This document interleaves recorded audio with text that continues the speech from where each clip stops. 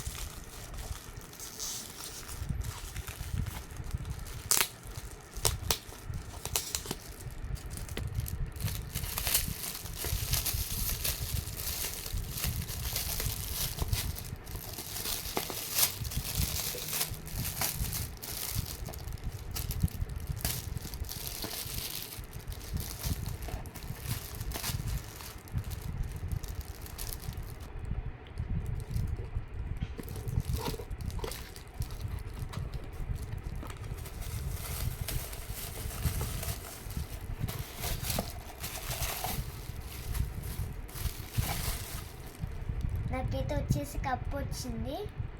మీకు కూడా మీ స్కూల్కి కూడా వస్తే కింద కామెంట్ లిక్లో మీకేమొచ్చిందో చెప్పండి.